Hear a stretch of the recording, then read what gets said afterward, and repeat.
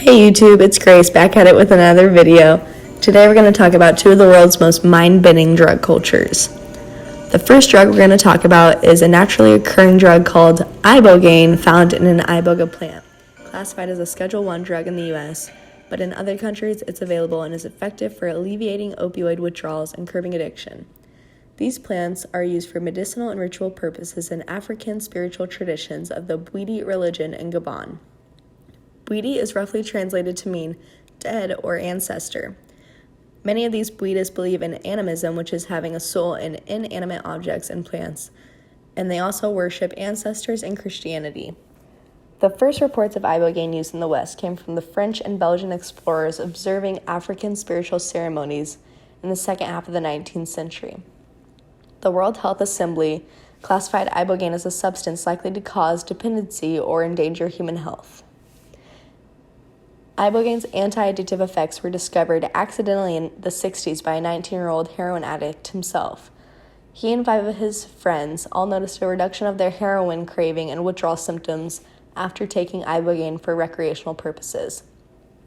In total, more than 3,000 private clinics and retreats were established, and numerous accounts of individuals fighting and overcoming addiction surfaced. According to medical records from the 1990s to 2008, 19 people have died anywhere from an hour to 3 days after using ibogaine, but these deaths were due to prior medical conditions or interactions with other drugs. During the ceremony in the Bwiti religion, the initiation involves the consumption of large amounts of iboga root bark, as well as ritual baths, prayer, traditional music, and energetic dancing that lasts several days, taking place at night. Initiation is not a mandatory part of village life, but many Bwitis choose to become initiated for personal reasons, such as coming of age, personal health issues, or other support with traumatic events.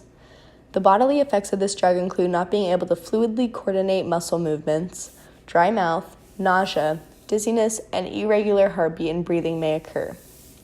The psychological effects can last up to 12 hours, and there are 3 phases. The first phase is known as an acute or an awakened dream state. This phase lasts up to 8 hours, and most people experience visuals of past memories or visuals of transcendent beings while walking down a lengthy path or floating. The second phase is called the evaluative phase that lasts up to 20 hours. People often recall having fewer memories in this phase along with a more neutral and reflective emotional tone. This phase is meant to evaluate the experiences during the first phase. The last phase of ibogaine is called the residual stimulation phase and can last up to 72 hours or more. And during this long period, your attention shifts back to the external environment and normal movement returns.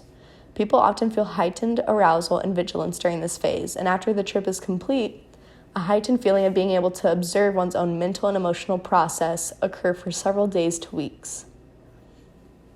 The second drug that I'm going to touch on is considered a Schedule I drug in the US called mescaline, which is in a peyote cactus that originated in Mexico and in the southern US.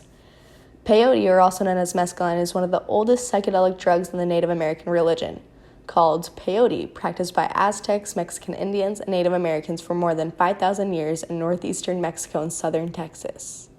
This endangered plant has many methods of consumption, which include eating, brewing, or creating a powder that is stored in drug capsules. The powder form is the strongest and most addictive. Many common drugs, such as ecstasy, have a similar chemistry makeup of mescaline. This drug produces perceptual, cognitive, and emotional experiences that vary widely among users based on size, setting, expectations, personality, and drug history. The only documented long-term effect was someone who was diagnosed as mentally ill previously and had a prolonged psychotic state similar to that of paranoid schizophrenia. The physical effects include numbness, tension, anxiety, rapid reflexes, weakness, impaired motor coordination, dizziness, trembling, and lastly, dilation of pupils. The psychological effects range from vivid mental images and distorted vision to seeing music or even hearing colors. Space, perception of time, and sense of body are altered. Although there is heightened sensory experiences such as brighter colors, sharper visuals, increased hearing, and distinguished taste, some experience difficulty focusing or even thinking. Some people have bad reactions to the trip by getting preoccupied with trivial thoughts, experiences, or objects, which lead to frightening hallucinations, confusion, disorientation, paranoia, agitation, depression, and/or panic.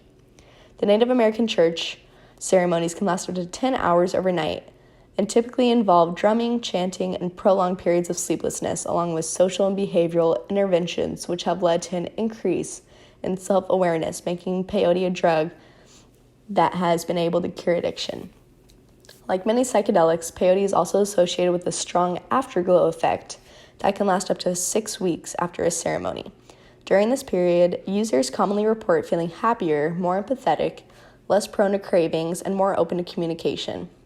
Treatment of depression is also an effect of peyote, which is proven by the Native American church, where depression scores are reportedly lower. In the church, the traditional aim of peyote ceremonies is to restore balance between the physical, emotional, and mental and spiritual realms, which holds promise for personal growth and development. Personal blessings, healings, and insights are common, and many users emerge from the experience with an awareness of their place in life.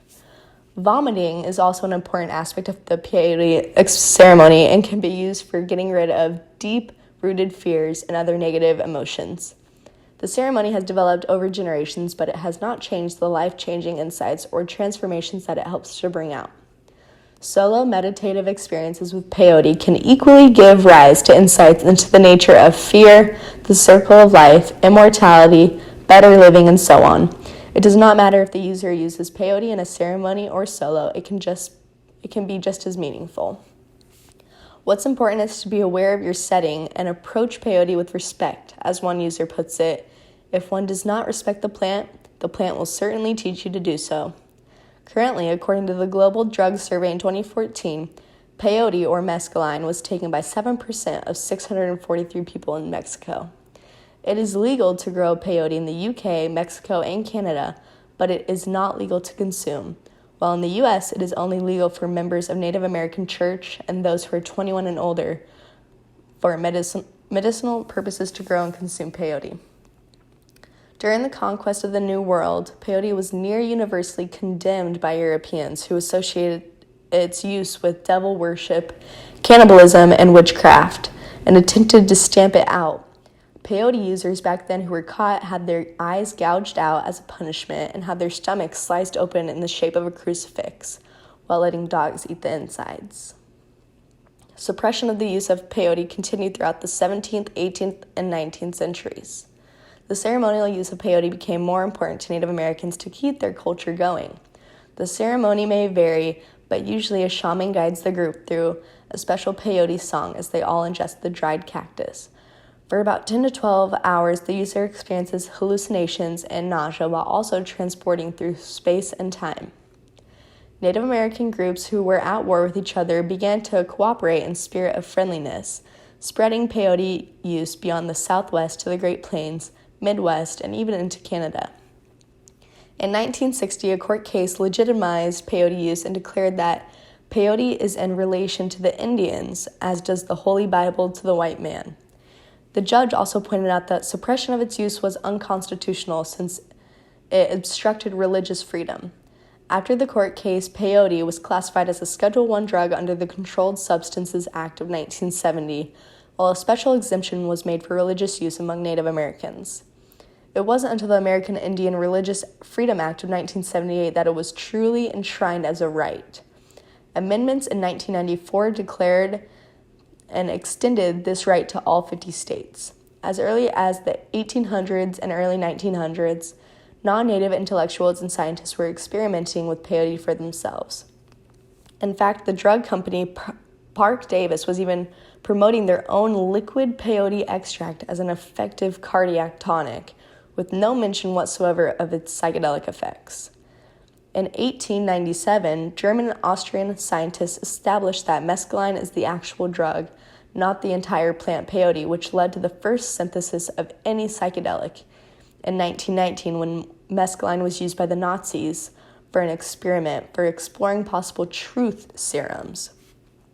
Later in 1947, having learned of the Nazis' experiments, the U.S. government began its own program along the same lines called Project Chatter, which failed in 1953 and turned its attention to LSD. Nevertheless, peyote was becoming well known, and throughout the 60s, a number of anthropologists accompanied tribes on peyote hunts where everyone is on a spiritual journey to gather cacti. The peyote cactus grows primarily in Mexico and in the Southwest America. The map below shows a rough outline of traditional peyote locations. For ceremonial practitioners, this has long been where to get peyote in the wild. However, in some regions where the cactus once thrived, there may be none whatsoever.